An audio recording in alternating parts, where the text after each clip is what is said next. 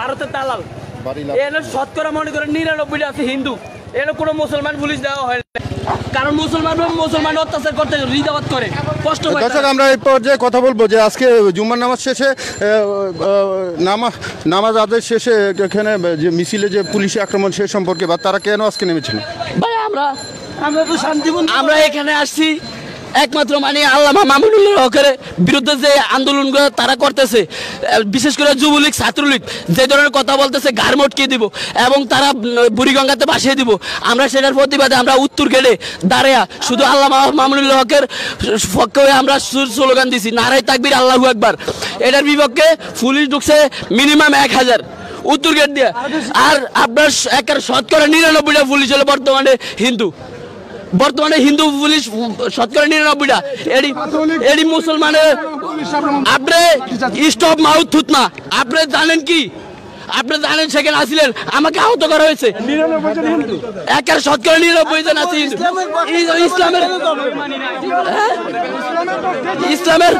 ইসলামের পক্ষে আমরা কথা বলতেছি। সেখানে এই যে কাজটা গুলো করলো, মসজিদের ভিতরে পুলিশ যায়, সেখানে আমরা পরীক্ষা করতে পারবেন কয়েক হাজার জোড়া জুতা। আপনার গায়ে কি কোনো? আমার গায়ে যে বাড়ি দিছে, সিরিয়াল আছে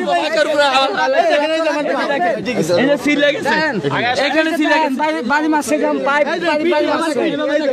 দেখেন আমার পিঠি বাড়ি আমার মাঝের মধ্যে এই যে এখানে দাগ পড়ে রয়েছে, এই যে এই স্পষ্ট দাগগুলো দেখা যাইতেছে, এই যে দেখছেন স্পষ্ট দাগ। এই যে আমরা আল্লামা মামুনুল হকের শুধু পক্ষে ছিলাম, এটা আমাদের অপরাধ। পক্ষে ছিলেন আপনার কি কিসের স্লোগান দিলেন? মূর্তি সম্বন্ধে? এটা আমরা মানে মুক্তি আর ভাস্কর, এটা মূলত একই জিনিস। মুক্তি আর ভাস্কর মানে হিন্দুরা বলে যেটা তাদের মুক্তি, তারা পূজা করে, আর মুসলমানে বলে ভাস্কর, যেটা বর্তমানে আমলিক করতেছে, এটা ভাস্কর বলা হয়। তারা মুক্তি আর পূজা একই। এখন কিসের মূর্তি বানাবে আপনার সেটা একটু খুলে? ভাস্কর বানাইতেছে, বঙ্গবন্ধুর ভাস্কর। তো সেটা কি আপনারা চাচ্ছেন না? না, এটা কখনো চাচ্ছি না। একটা মানুষের জীবন্ত মানুষ তার কোনো ইয়া বানাইতে পারবে না, ইসলামে আছে এটা নিষেধ। আপনি যেখানে আলেম ওলামার সাথে যোগাযোগ করবেন সেখানেই তারা বলবে যেটা ইসলামে নাই, হারাম, নিষেধ ইসলামে। তারা ইসলামে এখন মানতেছে না, তারা ইসলামে বর্তমানে তারা ইসলাম যারা প্রচার করে তাদেরকে মনে করেন যে বিভিন্ন ব্রেনজাতি দিয়া, যদি বয়স বেশি হয় তাইলে সে রাজাকার, বয়স যদি কম হয় অল্প বয়সী হলে সে জামা শিবির মানে জঙ্গি। তারা এই ধরনের হামলাগুলা চালায় মুসলমানের তারা দমে রাখতেছে। বয়স বেশি হলে আমরা অপরাধী, যুদ্ধ অপরাধী, রাজাকার, জঙ্গি, আর বয়স কম হলে আমরা জামা শিবির। আচ্ছা, আপনি বলেন এই পর্যায়ে আপনারা আজকে আবার বোধহয় হামলা সুদিক থেকে শুরু। আচ্ছা বলেন, আপনি কিছু বলবেন? আসল কথা হচ্ছে আজকে আমরা সমস্ত মুসলমান মিলে আমরা আজকে জাতীয় মসজিদ বাইতুল মুকাররমে আমরা সকলে জুমার নামাজ আদায় করতে আসলাম। ইতিমধ্যে আমরা অনলাইন সোশ্যাল মিডিয়া আমরা যতটুকু দেখতে পাচ্ছি, আমাদের মধ্যে আমাদের সবচাইতে বর্তমান ইসলামের সবচাইতে বড় রাহবার আল্লামা জুনায়েদ বাবনগরী এবং কি আল্লামা নূর হুসাইন কাসেমি, ওনাদের হাতের রাহবার সৈনিক আল্লামা মামুনুল হক সাহেব দামাত বারাকাতুহুম, উনি যেভাবে দিনের দাঁড়াই হিসাবে সামনে রাজপথের মধ্যে অগ্রসর হচ্ছেন, এখন বর্তমানে ওনাকে বলছে বাংলাদেশ ছাত্রলীগের। আর তো এটাকে ছাত্রলীগ বলা হয় না, এটাকে বলা হয় ছাত্রলীগের বলা হয় ওদের পক্ষ থেকে যে সভাপতি, তার নাম নাকি জয়, সে বলছে মামুনুল হককে তাদের সঙ্গে মোকাবিলা করার জন্য। এবং কি বর্তমান শিক্ষা উপমন্ত্রী, সে তো কোনো পরিপূর্ণ শিক্ষামন্ত্রী না, সে হচ্ছে উপমন্ত্রী। এসব চ্যান্ডাগ্রেনের ফোলারা ওরা বলে কি মামুনুল হকের ঘাড় মুটকে দেবে। আমাদেরকে বলা হচ্ছে মৌলবাদী, আমাদেরকে বলা হচ্ছে জঙ্গিবাদী। একটু আগে আমার ভাই যে বক্তব্য দিয়ে গেছেন, যদি বয়স যদি একটু বেশি হয় তাদেরকে বলা হয় রাজাকার, পাকিস্তানের দালাল, আইএসের দালাল। আর যদি বয়স যদি একটু কম হয় তাহলে আমাদেরকে বলা হয় জামাত, শিবির এবং কি জঙ্গিবাদ বলে আমাদেরকে তারা উৎসাহিত করছে, আমাদেরকে তারা দমন। আসলে তো এটা আমাদেরকে দমন করছে, এটা তো ইসলামের উপর তারা একটা মানহানি করার চেষ্টা করছে। অতএব ইসলামকে এই দেশ থেকে উঠিয়ে দেওয়ার জন্য তারা চেষ্টা করতেছে। আজকে দেখেন সারা বাংলাদেশে প্রায় 92% মুসলমান, সারা বিশ্বের মধ্যে দ্বিতীয়তম বৃহত্তম মুসলিম দেশ হচ্ছে বাংলাদেশ। এই বাংলাদেশের মধ্যে যদি ভারতের দালালি করা হয়, বাংলাদেশের মধ্যে বর্তমান যে সরকার আছে, সরকার সাহেবাকে আমি একটা কথাই আপনার মাধ্যমে বলতে চাই যে ইসলামী আন্দোলনগুলো যেভাবে করা হচ্ছে এগুলোর মধ্যে যদি কোনো বাধা দেওয়া হয় তাহলে এই বাধাটা আমাদেরকে শাপলা চত্বরের ইতিহাস কিন্তু মনে করে দিচ্ছে। অতএব আমাদেরকে যদি ইসলামের পক্ষে আমরা যারা যারা আছি, আমরা যদি সামনে অগ্রসর হই, আমরা এখনো পর্যন্ত কিন্তু ধৈর্য ধারণ করতেছি। পরবর্তীতে আমাদেরকে যদি আবার যদি বাধা দেওয়ার চেষ্টা করে তাহলে আমরা কিন্তু আমাদের মুরব্বীদের কাছে আমরা জানাবো। অবশ্যই আমাদের মুরব্বীরা কিন্তু জেনে গেছেন ইতিমধ্যেই। অতএব ওনারা কিন্তু আরও কঠিনতম কর্মসূচি পালন করবেন। আর অবশ্যই আপনারা এটা দেখছেন শাপলা চত্বর যে একটা ইতিহাস, এটা হচ্ছে একটা রক্তের ইতিহাস। 1971 সালে যেভাবে গণহত্যা করেছে বাংলাদেশের মানুষের উপর, তার চাইতে বেশি ইতিহাস হচ্ছে আমাদের বাংলাদেশের মধ্যে 2013 সালের 5 মে রাত্রে। অতএব তারা যদি আবার রক্ত বের করার চেষ্টা করে মুসলমানের শরীর থেকে, তাহলে কিন্তু এই দেশ থেকে নাস্তিক্যবাদীদেরকে আমরা সকলে উত্তাল করে দেওয়ার চেষ্টা করব। কিন্তু অতএব বাংলাদেশ থেকে এই সমস্ত নাস্তিক্যবাদের ঘাঁটি কোনো থাকতে দেওয়া হবে না। এটা হচ্ছে আমাদের শুধুমাত্র পরিষ্কার ঘোষণা। অতএব সরকারকে আমি একটা কথাই বলছি, যাতে ইসলামী আন্দোলনের সমস্ত নেতাকর্মীগণ যারা যারা আছেন তাদের কোনো কর্মসূচির মধ্যে যাতে বাধা না হয়। আর আজকে যেভাবে লাঠিচার্জ করা হয়েছে, আমরা কি কোনো পুলিশের উপর কোনো পুলিশের উপরে কি চার্জ করছি? অথচ পুলিশকে সর্বপ্রথম আমরা বলছি যে আমাদের শান্তিপূর্ণ আন্দোলন, আমাদের এই আন্দোলনকে আপনারা বাস্তবায়িত করতে দেন। যদি বাধা প্রদান করেন তাহলে আমরা কিচ্ছু বলবো না। পরবর্তীতে আপনাদের বিরুদ্ধে কি পরিমাণ অ্যাকশন নেওয়া হবে সেটা কিন্তু সরকারে খুব ভালো জানেন। সরকারের কাছে আমরা দাবি জানাবো। আর বর্তমান আজকে যেভাবে আমাদের উপর হামলা করা হয়েছে, একটু আগে আপনাকে দেখানো হয়েছে যারা যারা এরকম করছেন, একটু আগে আপনাকে দেখানো হয়েছে, আপনি একজন সাংবাদিক মানুষ, আপনিও দেখছেন একটু আগে তাদের উপর কীভাবে লাঠি চার্জ করেছে, এবং আমার মাজার মধ্যে কিন্তু বাড়ি দেওয়া হয়েছে। আপনি সাংবাদিক মানুষ, আপনার পায়েও লাগছে, তো তাহলে এবার আপনি বুঝেন একজন দেশের মানুষের কাছে সংবাদ প্রচার করা হয় কারা? গণতন্ত্র বলতে কোনো কথাই নাই। আপনি একজন সাংবাদিক মানুষ, দেশের মানুষের কাছে আপনি সংবাদ পৌঁছান। এখন আপনাকেও যদি এখানে যদি লাঠিচার্জ করা হয়, তার মানে কি আপনি সত্য প্রচার করতেছেন। আপনি যদি সত্যটা যাতে প্রচার না করতে পারেন, এটার মধ্যে আপনাকে বাধা দেওয়া হয়েছে। এখন আমরা একটাই কথা বলি, আমাদের শান্তিপূর্ণ আন্দোলনের মধ্যে আজকে যেহেতু বাধা দিছে, সামনে আমরা আমাদের নেতাকর্মী সকলের কাছে আমরা দাবি জানাবো তারা যাতে তার সাথে আরো কঠিনতম কর্মসূচি পালন করেন। এবার আমি আমার বক্তব্য শেষ করছি।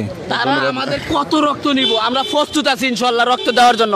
এই দেখেন শাপলা চত্বরে সেই হামলার শিকার আমি, আমার মাথায় এখনো দাগ আছে, সেটা আপনি টুকাইলে পাবেন এখানে। এই যে শাপলা চত্বরে সেটা হামলার দাগ এখনো আছে। তারা কত রক্ত নিতে চাইবো? এই দেশে বর্তমানে 92% মুসলমান, তারা সবাইদেরকে মারতে পারবে, সবাইকে আহত করতে পারবে? মুসলিম দেশে কোনো ভাস্কর্য হবে না। আপনি ভাস্কর বানাবেন, ঠিক আছে, আপনি ভাস্কর যদি জীবন দিতে পারেন আপনি বানান। ইতিমধ্যে আলেম ওলামা বয়া এটা সিদ্ধান্ত নিছে, তারা বিভিন্ন ধরনের হাদিস উল্টি করে টোকাইছে যে কোনো কানে মানে এটার একটা ইস্যু পাওয়া যায় কিনা, কিন্তু এটা কোথাও ইস্যু পায় নাই। ইসলামে একের পরিপূর্ণ আছে, এটা হারাম। তবে আমি একজন মুক্তি না, আমি তাদের মুখ থেকে শুনছি, আর আমি এটা মাসালা দেওয়ার কেউ না, কিন্তু আমি তাদের মুখ থেকে শুনছি, আমি ইউটিউবে দেখছি। ইসলামের ভিতরে মনে করেন যে একটা ভাস্কর নামে মুক্তি বানাইতেছে, এটা একবারে হারাম। আপনি এটা বানান, এটার ভিতরে জীবন যদি দিতে পারেন আপনি বানান, আর জীবন না দিতে পারলে আপনি এটা বানাবেন না। এটা নাস্তিক। হিন্দুরা এটারে পূজা করে, নম করে, আর মুসলমান এটার দিকে তাকায়। আচ্ছা, ধন্যবাদ আপনাকে। আপনি এই সম্পর্কে আজকে হামলা সম্পর্কে? আসসালামু আলাইকুম। আমি মাননীয় প্রধানমন্ত্রীকে বলতে চাই, আমাদের আল্লামা মামুনুল হক এবং জুনাইদ বাবুনগরী তাদেরকে অনেক কথা বলা হয়েছে, ফরিদপুরের কিছু কথা বলা হয়েছে আমাদের আল্লামা মামুনুল হকরে।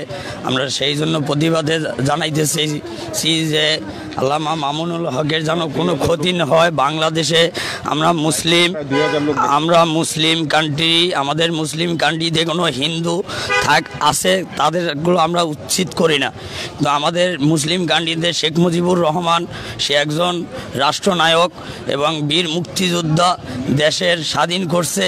কিন্তু এই জন্য আমার মুরব্বীগণের সালাম নিয়ে জানাইতেছি যে তার মূর্তি হবে না বাংলা জমিনে, যেন মূর্তি যেন মাননীয় প্রধানমন্ত্রী না করে, এইটাই তার কাছে আবেদন। আচ্ছা, ধন্যবাদ। দর্শক, আপনারা যারা সঙ্গে ছিলেন এতক্ষণ সঙ্গেই থাকবেন। আমরা এখন প্রধান সড়কের দিকে হেঁটে যাব এবং সেখানে পুলিশি অবস্থান, সর্বশেষ পরিস্থিতি কি, তারা কি করছে সেটা দেখাতে যাচ্ছে। যারা সঙ্গে আছেন সঙ্গে থাকবেন আর লাইভটি শেয়ার করবেন।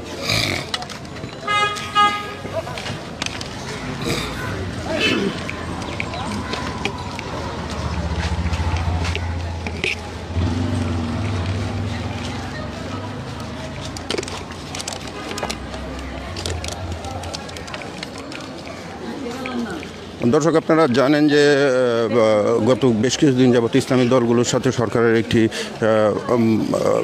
চাপা উত্তেজনা, বা আপনি বলেন যা বলেন টান টান উত্তেজনা যাই বলেন, সেটি চলছিল। তো আজকে তার পরিপ্রেক্ষিতে জুম্মার নামাজের পর আমরা বায়তুল মুকাররমের উত্তর গেটে এসে উপস্থিত হই এবং সেখান থেকে একটি মিছিল প্রথমে বের হয়। একটি মিছিল প্রথমে বের হওয়ার চেষ্টা করার যে তারা জড়ো হয়, তার প্রথমেই পুলিশ লাঠিচার্জ করে তাদের ছত্রভঙ্গ করে দেওয়ার চেষ্টা করে। তারপর পুলিশ চেষ্টা করে, তারপর আপনার পুলিশ শেষ পর্যন্ত আর রাখতে পারেনি, মিছিলটি বের হয়ে যায় বায়তুল মুকাররমের ভিতর থেকে এবং বের হয়ে তারা নাইটিঙ্গেল মোড়ের উদ্দেশ্যে রওনা হলে পুলিশ একটি দল সামনে থেকে এবং একটি দল পিছন থেকে হঠাৎ করে লাঠিচার্জ শুরু করে এবং লাঠিচার্জের এক পর্যায়ে অনেকে আহত হয়, রক্তাক্ত হয়। আপনাদের আমি দেখিয়েছি সেইটি। দর্শক, মেন রোডে যেখানে কিছুক্ষণ আগেও শত শত পুলিশ ছিল, এখন পরিস্থিতি মোটামুটি শান্ত। এদিকে আমরা পল্টনের দিকে চলে, প্রেস ক্লাব এবং পল্টন মোড়ের দিকে, ওইদিকে অনেক পুলিশের অবস্থান দেখতে পাচ্ছি। তো চলুন দর্শক।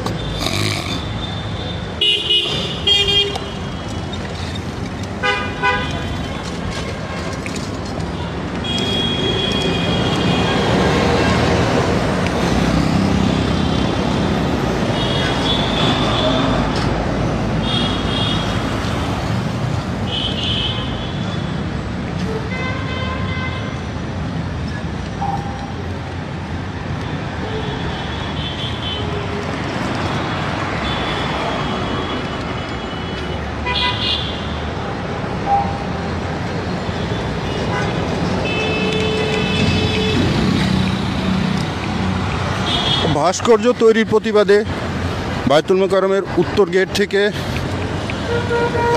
একটি মিছিল বের হওয়ার চেষ্টা করা হয়। তার প্রথমেই পুলিশ লাঠিচার্জ করে, ছত্রভঙ্গ করার চেষ্টা করে, কিন্তু তারা সংগঠিত হয়ে একসাথে মিছিলটি শুরু করলেও নাইটিঙ্গেল মোড়ে যাওয়ার পথেই তাদের সামনে এবং পিছন থেকে হঠাৎ করে পুনরায় আবার লাঠিচার্জ করে ছত্রভঙ্গ করে দেয়। এতে অনেকে আহত হয়েছে, অনেকে রক্তাক্ত হয়েছে। আপনাদের দেখিয়েছি আমি। এখনকার বায়তুল মুকাররমের উত্তর গেটের মুখটি এবং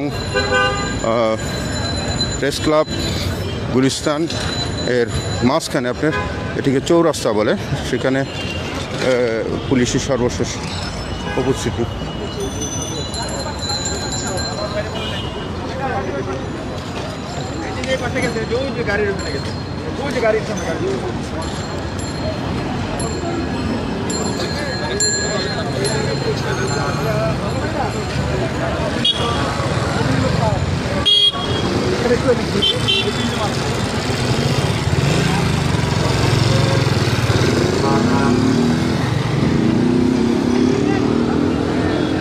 এটি হচ্ছে প্রেস ক্লাব থেকে আসার রাস্তা, প্রেস ক্লাব মোড়।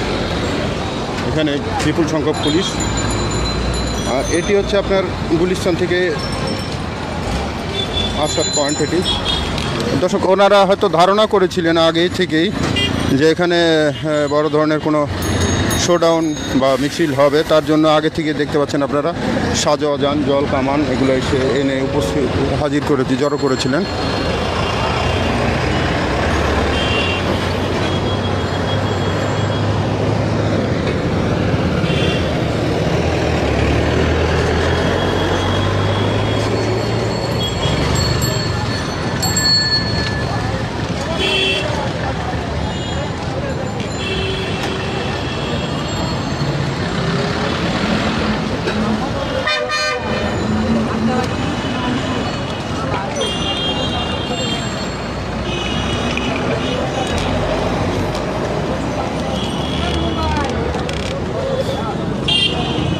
বাইতুল।